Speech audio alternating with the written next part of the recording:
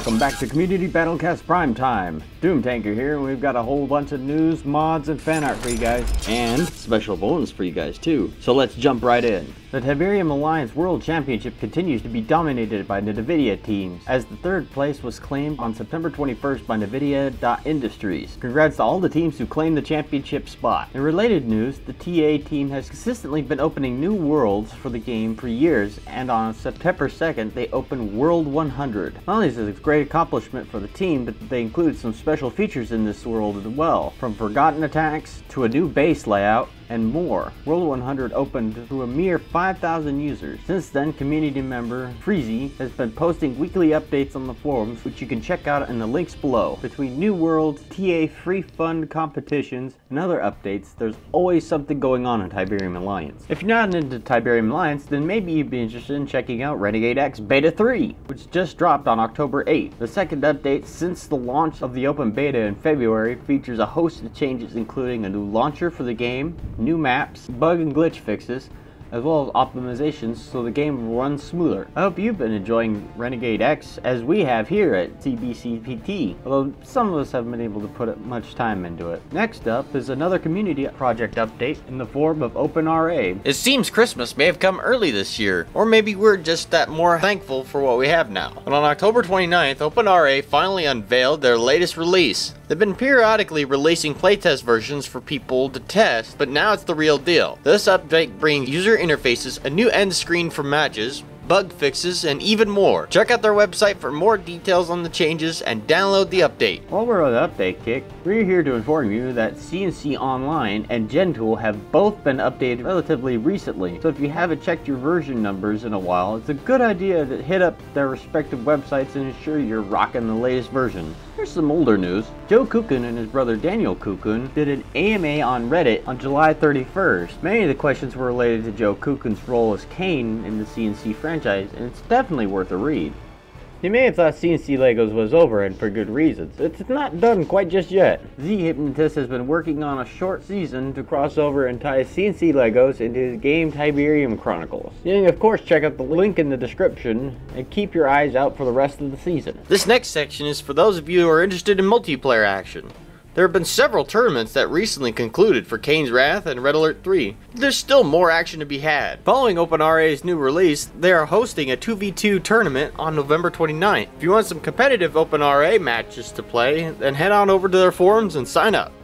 On the XWIS forums, community member M. Jordan has started a campaign for a Red Alert 2 tournament. Not a lot has been finalized at this point, but it's a cool initiative, and if you want to help out, then head on over to the forums and lend a hand. In generals, we've got the World Series, which has already begun, but you should of course go check it out anyways. The replays, keep your eye out for more general tournaments in the future. If you're sad about missing your tournament opportunities, then hit up the generals and 0 hour ladders, play some matches, rank up, and be invited to the ladder wars at the end of each month. The ladders were reset on November 1st, so now's your chance. If Kane's Wrath is more of your style, check out the latest tournament recaps from Game Replays and Kane's Wrath Online. And we're pretty sure that there will be more tournaments in the future. If you're looking for something to follow, then check out the Kane's Wrath Tiberium League, which will kick off on November 16th. But signups are already closed. Over in the Red Alert 3, the charity tournament just wrapped up, and you can read the recap on Game Replays. If you run any Command & Conquer tournament games, you can let us know and we may be able to make it into the episode for you guys. Email Sybert at his email address below. One final reminder before we move on to mods, it's been over a year since the cancellation of Command & Conquer. That day will still live on, and while some people suspect that more news will be announced within a year or so, it's only been radio silence, guys. If you're looking for something a little less official, word on the internet, you know how trustworthy they can be sometimes, is that Mark Sag, executive producer from Generals, is assembling a team to collaborate on a new RTS. If that sounds interesting, then you should go check it out. When did you play your first command? Greetings, commanders. This is Sybert. Nodsoldiergirl and Doomtanker had the opportunity to sit down with Lewis Castle. That's right, one of the godfathers of the RTS genre. Unfortunately, my electricity was out during this time, so I was not able to attend and record the interview. We do have it recorded. It's more of a conversation rather than a formal interview. We have a couple of minutes of that conversation for you here, and then there will be an extended cut available later, so enjoy. We've always heard Joe say that he won the role of Kane in a Cracker Jack box or the lottery or something. I heard him say that, but that's classic Joe. So Joe was a producer at Westwood. We were casting for the role of Kane at the time. We did cast a lot of Westwood people in most of the roles because we had no money. We actually were out with a casting call. Joe was reading the part of Kane for all the other actors. We were sitting there looking through all the tapes, and I distinctly remember myself and Brett having the conversation with Joe. And, we said, look, you're the best Kane we've got, by far. For all the people that we see reading for Kane. I know Joe wouldn't say it, but honestly, that's a big professional commitment to be both the director and one of the lead characters in a production. And so I think we did a little bit of arm twisting, and certainly he was more than up for the task. So that's the truth. And I think probably he doesn't tell that story because it somewhat sounds self-congratulatory, but the truth is he earned it. How did you guys come up with Dune, and then it kind of evolved and kind of giving birth to the RTS series? Sure. Well, my recollection, Brett was a big fan of a game called Rescue Raiders, which is really the sort of forerunner of tower defense games. And Joe Bostic was a huge fan. I think most of us were a big fan of Military Madness. And Military Madness was a turn-based war game, and Westwood had a long history at that point of doing war games for SSI. We were looking at Military Madness and the high-speed action of Rescue Raiders. So we said, what if we just took this real-time, instead of real-time RPG, we made a real-time strategy game. It was early enough in when Virgin came to us and said their Dune license was available. And again, Brett was a huge fan of Dune. And so he was really super, super excited about the idea that we might do a Dune game. And so we said, look, let us have the license and we'll make a strategy game all about controlling the spice. There was another team in Europe that was working on a Dune game, had been told that the game wasn't to go forward and they were going to put them onto something else. And they were getting close to shipping a game, so they came back out and said, hey, we have this thing anyways, we think you'd really like it. And so they were going to hit the market just before us. And at the time, Virgin was like, well, strategy games don't sell all that much, so we'll just make it Dune 2. Nobody's going to care that much. Not realizing that they would have forever created a question in people's mind, which is why the very first real-time strategy game that we recognize today as real-time strategy was first called real-time strategy. That was really a Westwood thing. And why was it Dune 2 instead of Dune 1? And that's why. Where did the idea for Command and Conquer come from? Again, my perspective, there would be all sorts of positions on this, but after Dune 2, we knew we had something pretty special. We ended up selling at least 60,000 the first couple of weeks. Sales fell off sharply, partially because Virgin wasn't prepared for the manufacturing load, and so pirated version was so widely available that few people paid for it after that. The number of people actually playing Dune 2 was in the hundreds of thousands. It probably was one of the biggest hits of our day. The CD-ROM had come out just before that as a storage device, and everybody was looking at it as a storage device. And I remember having lots of conversations. Joe Kuka was certainly in these conversations along with Brett and Joe Bostic and a few of the creators of CNC, E.D. Larimore and others. And we had started off down the path of Swords and Sorcery. So it was going to be a real-time strategy game set in a fantasy universe. I remember we were looking at the first video tests Aaron Powell had done. I don't know who came up with the idea, but certainly the collective opinion was that to try to go out and shoot all of this stuff as fantasy was going to be quite challenging. And so we started working on a new concept, which was modern day, because if we were going to go out and shoot video, we thought, let's just take modern day warfare and try to push it just a little bit. And then that's where the whole idea is. I don't want to take credit for any of this because this is all really E.D. Larimore and Brett Sperry and Joe Bostic kicking the story around, and certainly Joe Kukan having a lot of input. And that led to the whole CNC universe. Really, it was this idea that here's this accessible story meme of the next war won't be between nations, it'll be between terrorists and non-terrorists. Or we were many, many years before 9/11. So this was strangely and somewhat creepily prophetic. What do you think about CNC, how it turned out, where it was going, and what would you like to see it become in the future? Okay, lots of questions there. Let's start with the first one. What do I think about CNC in the past? I'm very happy with, certainly all the Tiberian games that that I've been involved in, and I was pretty heavily involved all the way up to CNC3. The last one I didn't have much to do with. I thought that the guys did a reasonable job given the constraints they had, but they were heavily constrained. When we were acquired by Electronic Arts, Brett and I had made the decision to move the CNC franchise to Irvine because Irvine's studio was a newer studio. The Irvine guys were going to work on taking Red Alert to the next level. You had Dustin Browder and Mark Skaggs and some guys that are really talented guys. Red Alert 2, Yuri's Revenge, with the Yuri's Revenge pack, was still to this day my favorite game to play in the real-time strategy genre of all real-time strategy games. Hats off to the guys in Irvine. They did a beautiful job with that game. And since then, I'd say I'd love to see CNC come back to its heritage. I don't think that you can get to a competitive product or even a product that consumers are going to warm to trying to do it on the cheap. My favorite one as an entertainment experience was certainly Tiberian Sun. There was a lot of nuances in it that were really nice, and the video production was just amazingly good in my opinion. Tiberian Sun is where I started picking up in the series, so for me that was like my favorite game. What was great about Renegade and what felt completely CNC about Renegade was the multiplayer base versus base. That was absolute riot. It was so much fun. We were plagued with technical problems even after launch, and so it never really quite met to its true glory. But if you get a chance on Renegade X has been rebooted out there, and if you play it, they really did a nice job of bringing it to the modern day. So at least it gives people a hint of what might have been. What's your favorite music from CNC? Full disclosure, my cousin Frank Klepacki is the one who did most of the music for the series, and so I've always loved Frank's work. My favorites are probably either Renegade or Tiberian Sun. Both had brilliant soundtracks, which just really helped to cement the world and felt perfect to me. Hell's March, Over Alert, that do-do-do-do-do-do-do. Yeah, yep. I was like, okay, This is cool. Thank you for your interview. Take care, bye-bye. Bye. Bye.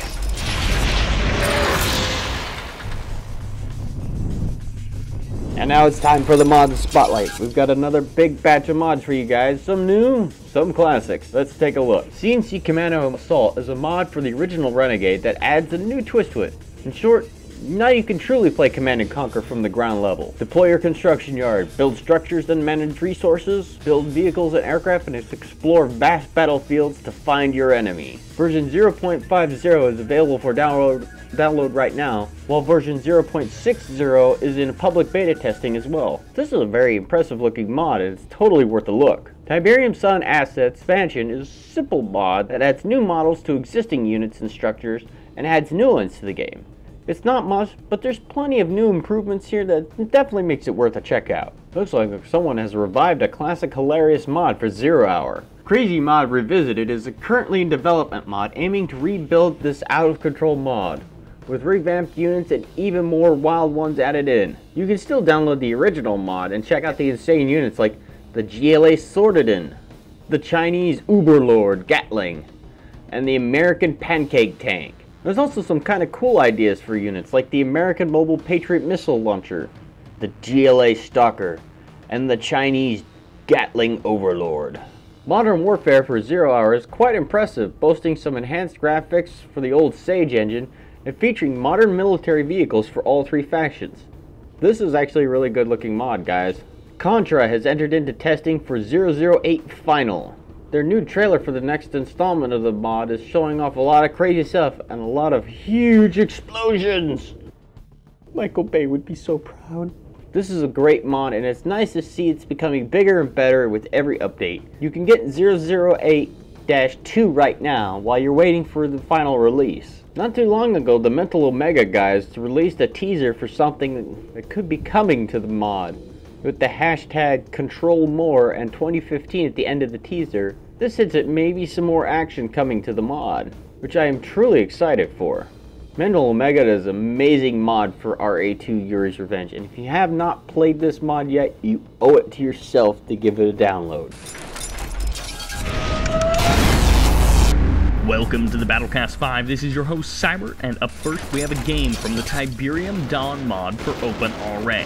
In Game 1 we're on the map Llamas for a 2v2 with Agent AAA and Nuke Bust in the north versus Winsbury and Orchestra in the south, and it's a 4-way GDI mirror matchup. There's no early game shenanigans as all 4 players are opening up eco. Agent AAA puts on some pressure with infantry and APCs, but the close team spawns ensure that the southern team can hold off the attack easily.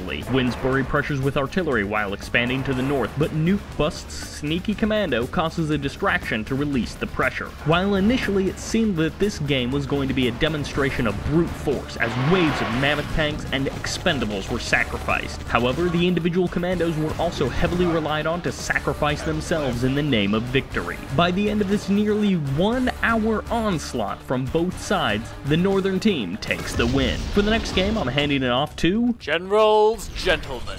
I am the machine of the General's Gentleman, and today I'll be returning to Shockwave on Cold Territory.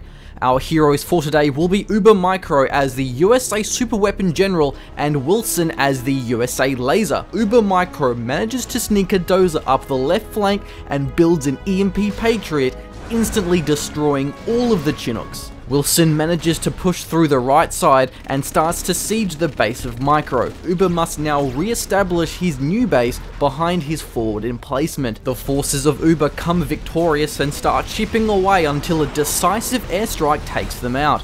Meanwhile, a Spectre gunship moves in, but it's no match for the EMP Patriot.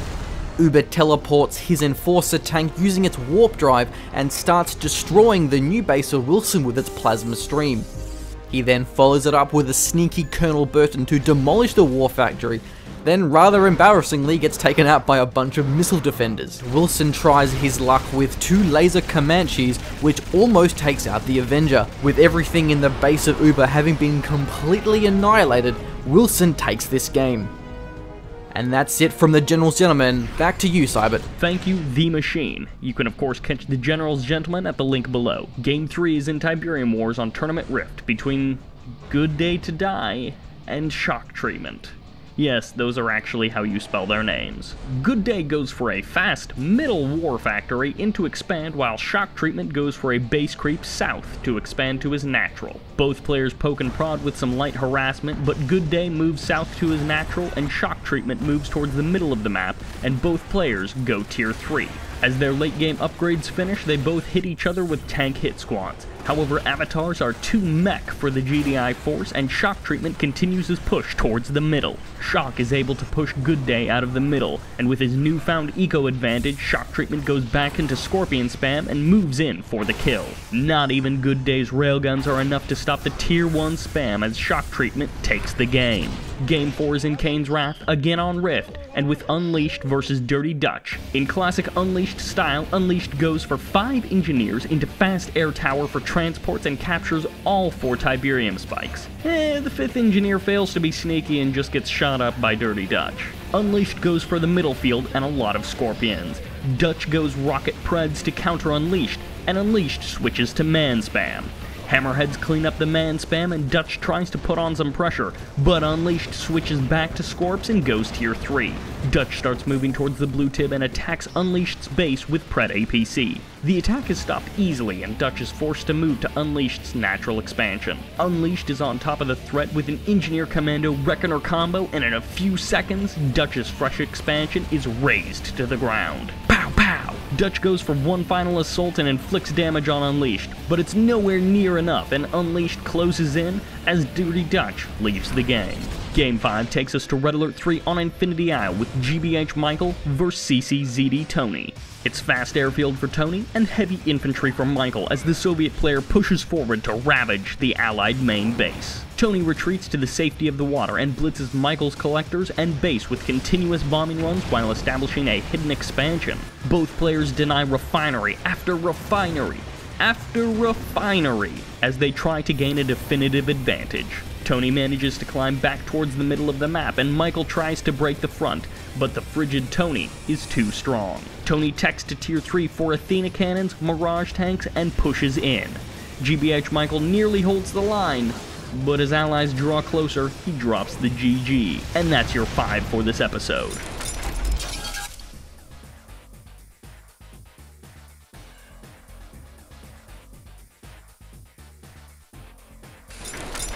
Commanders, it's nodsoldiergirl. It's time for some more fan art. First is an awesome Lego vehicle. It's a prison tank, this time by SOS 101. Also by SOS 101 is a Lego Allied Grizzly tank. Don't fear the Reaper in this amazing pick by Swirkster. The Cyborg Commando is hard at work, dealing with the Mammoth Mark II. Also by Swirkster. Next, we have an awesome render of a Tib Dawn stealth tank by Rich BK. Magnifiers brings up our next two. First is an impressive idea of an Emperor Tesla tank, and next, the Yuri Lasher. And finally, Blitzwing brings us this cool design of a Desolator Trooper. That's all we have for this time. Feel free to submit your submissions to either myself or Sybert. Thanks, Commanders. And that wraps up another episode of Community BattleCast PrimeTime. As always, if you guys have any news, mods, or fan art, you can submit them to nodsoldiergirl at her email, or hit up Sybert at his email, and we'll see you guys on the battlefield.